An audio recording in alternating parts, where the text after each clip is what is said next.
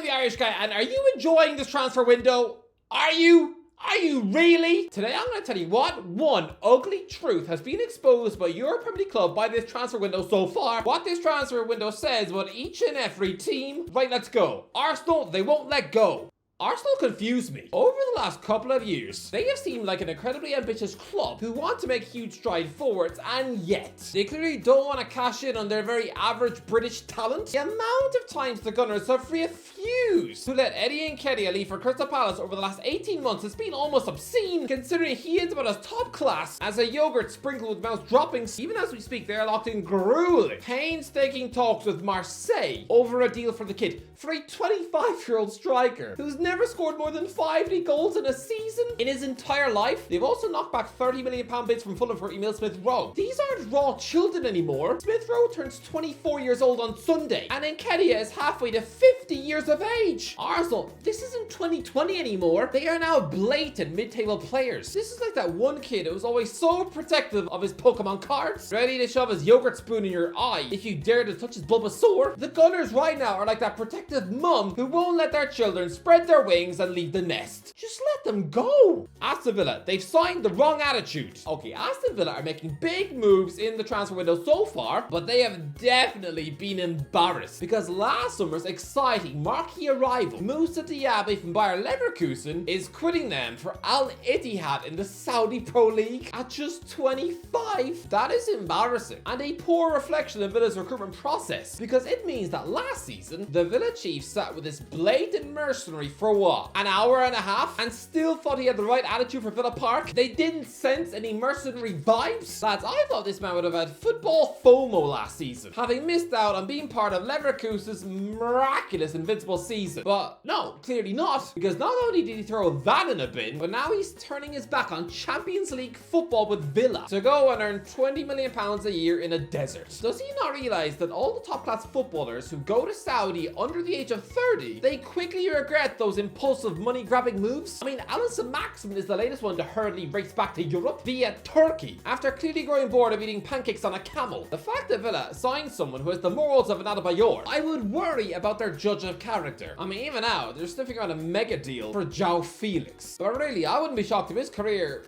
turns out like Oscar. Bournemouth, they've run out of money. It seems like Bournemouth used up all their good ideas last summer. Lads, the Cherries had such exciting, ambitious plans. A year ago, they were chucking around Bill Foley's money as if it was Monopoly cash, signing a string of ambitious, hungry, young, exciting players. To me, they won the transfer window. But this time out, their summer is so dull. You swear the owner thinks this is a quiet place for, and that if he even whispers to somebody about a potential transfer, that they're all going to be eaten alive by an angry alien. Come on, Bournemouth, the only new players they've actually brought into the club so far are Kiwi goalie Alex Paulson and forgotten Sheffield United wonder kid Daniel Jebison for a combined £1.9 million.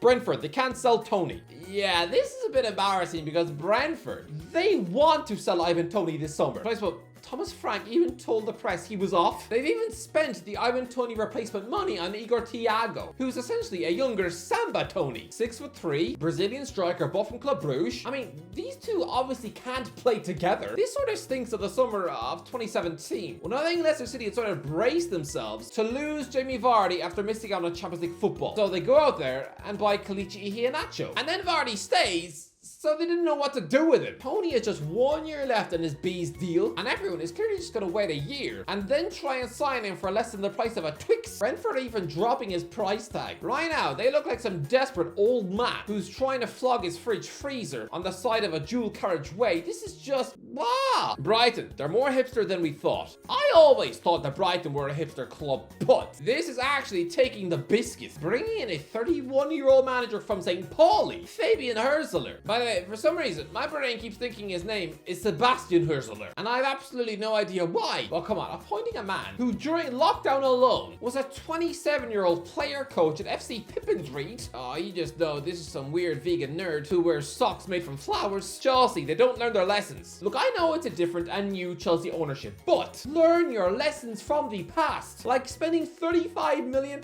on an insufferably average Leicester City midfielder in their mid-20s. They already did that in 2017. And Danny Drinkwater was the biggest waste of money in the history of the club. Kieran Dewsbury Hall is also a 26-year-old wet milk muffin of an average signing. So not only are Chelsea not learning the lessons from the Drinkwater deal, where Leicester City cheated them out of money, absolutely ripping them off, but they're also choosing to continuously indulge the new manager by letting him handpick his comfort blankets from his previous club. We have seen Chelsea allow this sort of behavior for years. Players only signed by the new manager because he's worked with them before, like Jorginho, Higuain, Zabacosta, Morata, Raul Meireles, Deco. Players only signed because they were comfort blankets. Crystal Palace, they're pocketing the Olise cash. Okay, this might change, but so far, Crystal Palace have taken £50 million from selling prized asset Michael Olise to Bayern Munich, and, well, what have they done with it? Why haven't they reinvested it yet? They replaced him with Daichi Kamada from Lazio. A decent Japanese winger, yes, but the 27-year-old has joined on a free transfer. He is about as expensive as that spider crawling on your toothbrush. This stinks of when Newcastle sold homegrown star Andy Carroll for a British record £35 million in 2011 and immediately replaced them with Shevki Kuchi on a free. Some bloated pancake from Finland. Look, Palace might prove me wrong and spend the Olise money on a £40 million star, but so far, if I'm a Palace fan, then yeah, I am a bit worried that Steve Parish is currently sipping champagne on a yacht and trying to chat up a mermaid. Everton, they never move on. People might praise Everton for consistently playing the long game, but to me, this is just proof that Everton do not move on from their transfer target, even after receiving embarrassing rejection from them in the past. Where is your self-respect? I mean, lads, remember when Arnold Danjuma backed out of a move to Everton 18 months ago, only to spring a last-minute move to Spurs? Yeah, most clubs would then have been too proud to go back in for such a disrespectful ogre, but not Everton. Oh no, they signed Danjuma on loan last season, and he was absolute frog poison, because he never ever wanted to be at Goodison Park. Even the manager, Sean Dyche, the Toffees were trying to nick him out of Burnley 7 years ago, and he kept saying no. And now, after Everton were knocked back by Iliman Ndiaye of Sheffield United in January 2023, with the Frenchman ignoring a £20 million move, literally saying no to stay in the Championship for 6 more months before rejoining Marseille, the Toffees have still gone back in for him and rescued him from his league on hell. Lads, Everton were embroiled in a relegation battle 18 months ago, and Ndiaye didn't want to know. Turning you down as a Frank Lampard's face is made from Eskimo vomit. Okay, fine. Let him rot on the bench for Marseille then. Let him beg Roberto De Zerbi for game time all season long. Let him cry into his bowl of Frosties every morning in the Marseille club canteen. Let him be constantly confused when there's a bunch of feminists screaming outside the ground. Don't offer a helping hand to the man who told you no. Honestly, Everton, where is your pride? Fulham, they're too comfortable. Yeah, Fulham are the perfect example of a club who are too comfortable right now, soaking themselves in mid-table mediocrity. They don't feel like they need to improve their squad. They've signed nobody new and have lost huge key first-teamers like Bobby Di Cordova-Reid, Tosin Adarabioyo, and João Palhinha to Leicester City, Chelsea, and Bayern Munich. And what have you done? Chucked in half-hearted bids for Smith Rowe and Scott McTominay? Half-baked offers you know Arsenal and Man United would not accept. Even trying to replace Palhinha with McTominay, it is a severe downgrade. McTominay is like the Scottish Fellaini, a decent goal-scoring option from midfield, but he has the overall sparkle of a soggy chicken nugget, whilst Palhinha,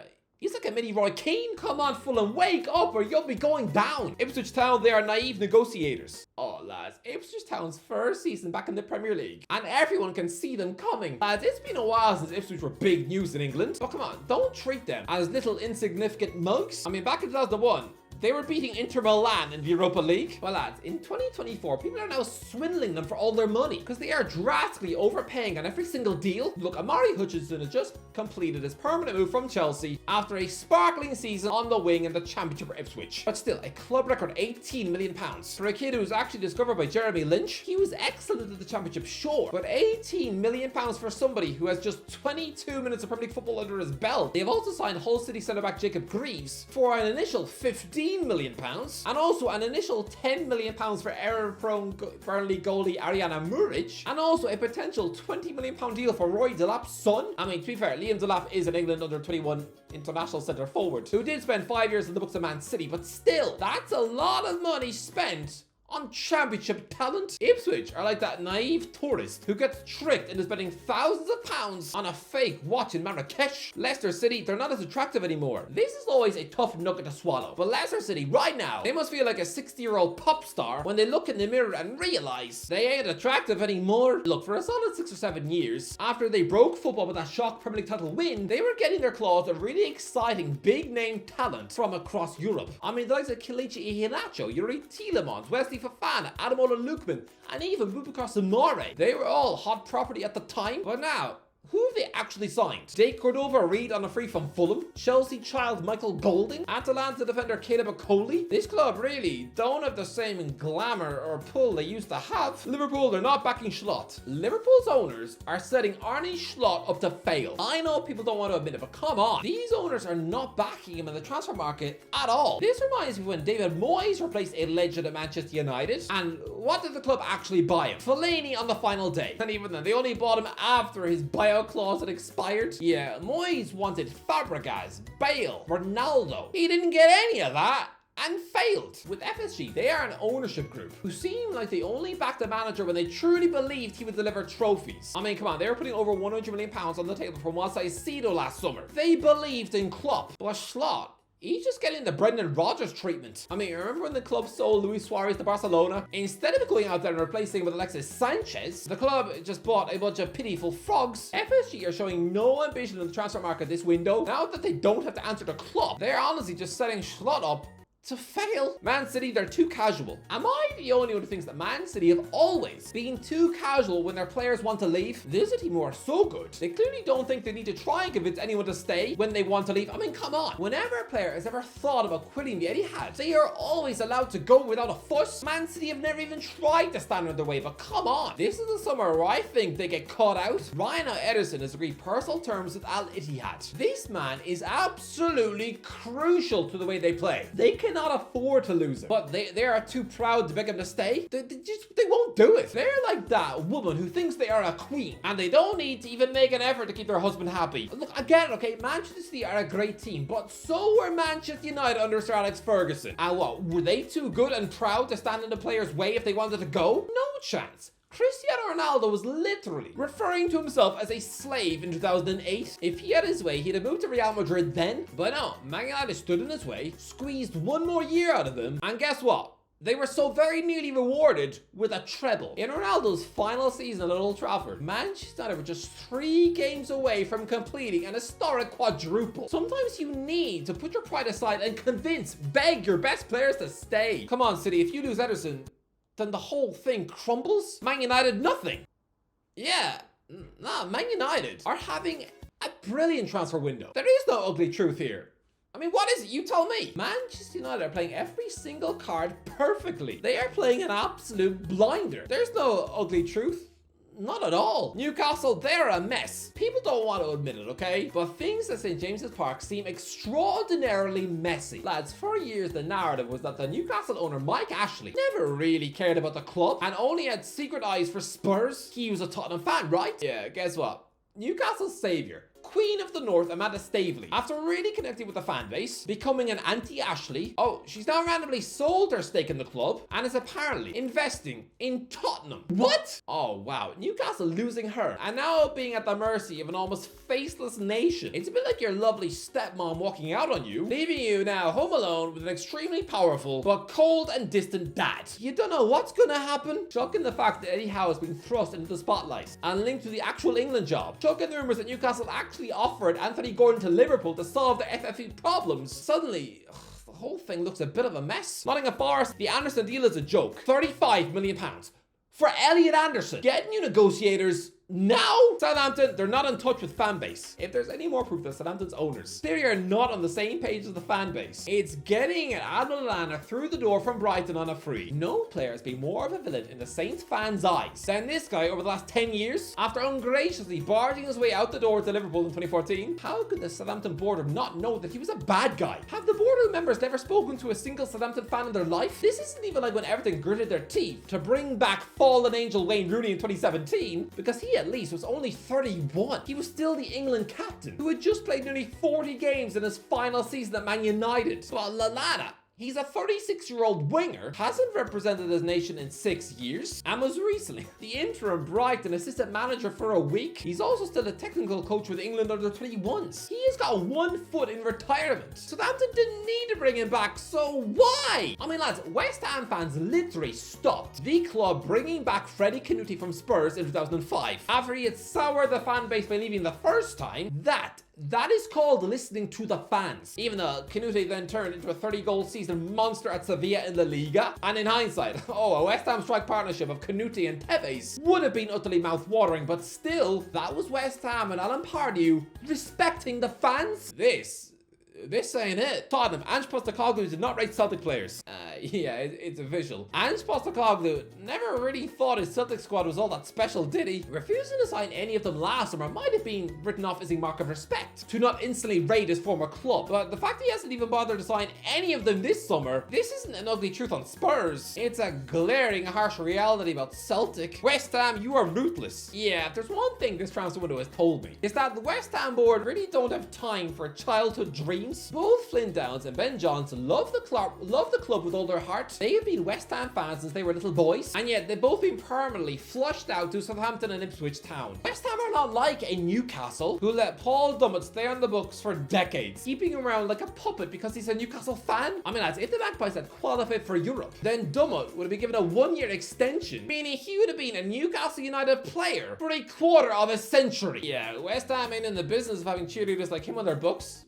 Bye. Wolves, they can't say no to Lopetegui. I might be wrong, but considering Julian Lopetegui impetuously walked out on Wolves practically on the eve of the season a year ago, callously leaving them to rot in a ditch after selling their best players, considering he dumped them in their hour of need, could the Molyneux board just not have said no when he returned to pinch their literal captain? If there's one manager you don't sell Max Kilman to, it's Lopetegui. He doesn't deserve to get his grubby, evil mitts on him after the way he disrespected your club. Kilman had other suitors in for him too. So choosing to gift wrap him in a £40 million deal to your mid-table rivals West Ham, it's not a good look. You've essentially let the bad guy win. Anyway, that's it. What do you think? Let me know in the comments below what do you think was the ugliest truth about your club this summer so far. Let me know in the comments. If you enjoyed the video, don't forget to like, subscribe, as always.